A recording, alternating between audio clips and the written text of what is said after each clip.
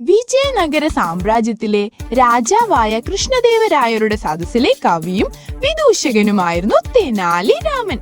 ഒരിക്കൽ അറേബ്യയിൽ നിന്നും ഒരു വ്യാപാരി കുറെ കുതിരകളുമായി വിജയനഗര സാമ്രാജ്യത്തിലെ എത്തിച്ചേർന്നു. കൊട്ടാരത്തിലുള്ളവർ ആ കുതിരകളെ എല്ലാം വാങ്ങി.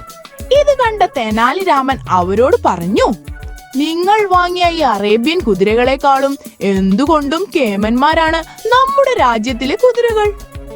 എന്നാൽ രാമൻ പറഞ്ഞത് അവർക്ക് തീരെ ഇഷ്ടപ്പെട്ടില്ല. അവർ രാമനോട് പറഞ്ഞു, അല്ലയോ രാമ, അങ്ങ് പറഞ്ഞതിനോട് യോജിക്കാൻ ഞങ്ങൾക്ക് കഴിയുന്നില്ല. അറേബ്യൻ കുതിരകൾ തന്നെയാണ് കേമന്മാർ. ഇത് കേട്ടുകൊണ്ടിരുന്ന രാജാവ് തെനാലി രാമനോടും കൊട്ടാരത്തിലുള്ളവരോടുമായി ഇപ്രകാരം പറഞ്ഞു, നിങ്ങൾ ഇങ്ങനെ പരസ്പരം തർക്കിക്കേണ്ട. നമുക്കൊരു കാര്യം ചെയ്യാം. കൊട്ടാരത്തിൽ ഒരു കുതിരയോട്ട മത്സരം നടത്താം. അതിൽ നമ്മുടെ രാജ്യത്തിലെ കുതിരകളും അറേബ്യൻ കുതിരകളും മത്സരിക്കട്ടെ. ജയിക്കുന്ന കുതിര എവിടെ ഉള്ളതാണോ അതാണ് കേമൻ. മാത്രമല്ല, ജയിക്കുന്ന കുതിരയുടെ ഉടമയ്ക്ക് 1000 സ്വർണ്ണ നാണയവും സമ്മാനമായി നൽകുന്നതാണ്. രാജാവിന്റെ തീരുമാനം ഏവർക്കും സ്വീകാര്യമായിരുന്നു. എല്ലാവരും കുതിരയോട്ടം മത്സരത്തിനായി കുതിരകളെ തയ്യാറെടുപ്പിച്ചു. കുതിരകൾക്ക് നല്ല ആഹാരം എല്ലാം കൊടുത്തു. അതിനെ ആരോഗ്യമുള്ളതും ശക്തന്മാരുമാക്കി മാറ്റി. മാത്രമല്ല, കുതിരകളെ ഓടിക്കുന്നതിനായി നല്ല പരിശീലനം ലഭിച്ച കുതിരയോട്ടക്കാരെയും വെച്ചു. എന്നാൽ രാമനാകട്ടെ തന്റെ കുതിരയ്ക്ക് ജീവിച്ചിരിക്കാൻ വേണ്ടുന്ന പുല്ലും വെള്ളവും മാത്രം നൽകി. കഥ തുടരുന്നതിന് മുൻപ് ഒരു കാര്യം പറഞ്ഞോട്ടെ കൂട്ടുകാരെ. ഇതുപോലെ നല്ല രസമുള്ള കഥകൾ കേൾക്കുന്നതിനും കാണുന്നതിനും നമ്മുടെ ഈ ചാനൽ ഫോളോ ചെയ്തും സബ്സ്ക്രൈബ് ചെയ്തും നമ്മുടെ ഈ ചാനലിനെ ഒന്ന് സപ്പോർട്ട് ചെയ്തുകൂടെ കൂട്ടുകാരെ. ഈ ചാനലിലെ കഥകൾ നിങ്ങൾക്ക് ഇഷ്ടമാകുന്നുണ്ടെങ്കിൽ വീഡിയോ ഒന്ന് ഷെയർ ചെയ്തും ലൈക്ക് ചെയ്തും കമന്റ് ചെയ്തും സപ്പോർട്ട് ചെയ്യുമെന്ന് പ്രതീക്ഷിക്കുന്നു. ഇനി നമുക്ക് കഥ തുടരാൻ കൂട്ടുകാരെ. അങ്ങനെ കുതിരയോട്ട മത്സരത്തിന് തീരുമാനിച്ചിരുന്ന ദിവസവും എത്തി. എല്ലാവരും തങ്ങളുടെ കുതിരകളുമായി കൊട്ടാരത്തിൽ എത്തിച്ചേർന്നു. എല്ലാ കുതിരകളും തടിച്ചു കൊഴുത്തിരുന്നു. എന്നാൽ രാമന്റെ കുതിരയാകട്ടെ മെലിഞ്ഞതും ആരോഗ്യമില്ലാത്തതുമായിരുന്നു. ഇത് കണ്ട മറ്റുള്ളവർ രാമനെ നോക്കി ചിരിക്കാൻ തുടങ്ങി. മത്സരം ആരംഭിക്കാൻ സമയമായി. എല്ലാവരും ഓട്ട മത്സരത്തിനുള്ള കുതിരകളെ വരിവരിയായി നിർത്തി. കുതിരകളെ ഓടിക്കാൻ പരിശീലിപ്പിച്ച ആൾക്കാരെയും നിർത്തി. തെനാലി രാമൻ തന്റെ വിശന്നു വലഞ്ഞ കുതിരയെയും അവിടെ കൊണ്ടു നിർത്തി. എന്നിട്ട് എല്ലാവരോടുമായി പറഞ്ഞു, എന്റെ കുതിരയെ ഞാൻ തന്നെയാണ് ഓടിക്കുന്നത്. ഇതു കേട്ട മറ്റുള്ളവർ അത്ഭുതപ്പെട്ടു. അവർ പരസ്പരം നോക്കി ചിരിക്കാൻ തുടങ്ങി.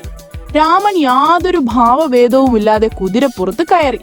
രാമന്റെ കയ്യിൽ നീളമുള്ള ഒരു വടിയും അതിന്റെ അറ്റത്ത് കുറച്ച് നല്ല പച്ചപ്പുല്ലും കെട്ടിയിട്ടിരുന്നു. ഇതെന്തിനാണെന്ന് ആർക്കും തന്നെ മനസ്സിലായില്ല. അങ്ങനെ മത്സരം ആരംഭിച്ചു. ഉടൻ തന്നെ രാമൻ തന്റെ കയ്യിലിരുന്ന പുല്ല് കെട്ടിയ വടി കുതിരയുടെ മുന്നിലായിട്ട് വരുന്ന വിധം നീട്ടി പിടിച്ചു. വിശന്നു വലഞ്ഞ കുതിര നല്ല പച്ചപ്പുല്ല് കണ്ടതും അത് കഴിക്കാനുള്ള ആർത്തിയിൽ മുന്നോട്ട് പാഞ്ഞു. എന്നാൽ കുതിര എത്ര ഓടിയിട്ടും അതിന് ആ പുല്ല് കിട്ടിയില്ല. എന്നാൽ പുല്ല് അതിന്റെ കയ്യെത്തും ദൂരത്ത് തന്നെ ഉണ്ടായിരുന്നു. അതുകൊണ്ട് തന്നെ കുതിര വീണ്ടും വീണ്ടും വേഗം കൂട്ടിക്കൊണ്ടേയിരുന്നു. ആഹാരത്തിന് വേണ്ടി ഓടിയ രാമന്റെ കുതിരയോടൊപ്പം എത്താൻ മറ്റു കുതിരകൾക്കൊന്നും തന്നെ ആയില്ല. അങ്ങനെ വളരെ വേഗത്തിൽ രാമന്റെ കുതിര ലക്ഷ്യസ്ഥാനത്ത് എത്തിച്ചേർന്നു. കുതിരയോട്ടത്തിൽ വിജയിച്ച തന്റെ കുതിരയ്ക്ക് രാമൻ ആദ്യം തന്നെ വയറ് നിറയുമോളം പുല്ലും വെള്ളവും നൽകി. ഇതു കണ്ട രാജാവ് തെനാലി രാമനോട് ചോദിച്ചു, അല്ലയോ രാമ, എങ്ങനെയാണ് ഇത്രയും ആരോഗ്യമുള്ള കുതിരകൾക്കൊപ്പം ഓടിയിട്ട് ആരോഗ്യമില്ലാത്ത നിന്റെ കുതിരയ്ക്ക് വിജയിക്കാൻ കഴിഞ്ഞത്?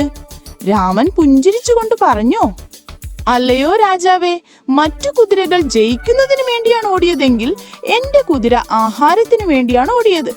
ഞാൻ ഒരിക്കലും എന്റെ കുതിരയ്ക്ക് വയറ് നിറയുമോളം ഭക്ഷണം നൽകിയിരുന്നില്ല. അതുകൊണ്ട് തന്നെ കുതിരയ്ക്ക് നല്ല വിശപ്പുണ്ടായിരുന്നു. കൂടാതെ പുല്ല് കൊണ്ടതും അതിന്റെ വിശപ്പ് ഇരട്ടിയായി. കുതിര അതിവേഗം തന്നെ ഓടി. അങ്ങനെയാണ് എന്റെ കുതിരയ്ക്ക് വിജയിക്കാൻ കഴിഞ്ഞത്. മറുപടി കേട്ട രാജാവിന് രാമൻ കുതിരയോട്ടത്തിൽ വിജയിച്ചതിന്റെ രഹസ്യം മനസ്സിലായി. ജയിക്കുന്നതിനായി രാമൻ പ്രയോഗിച്ച സൂത്രം രാജാവിന് വളരെയധികം ഇഷ്ടപ്പെട്ടു. രാജാവ് പിന്നെ ഒട്ടും വൈകാതെ തന്നെ രാമൻ അർഹതപ്പെട്ട സമ്മാനവും നൽകി.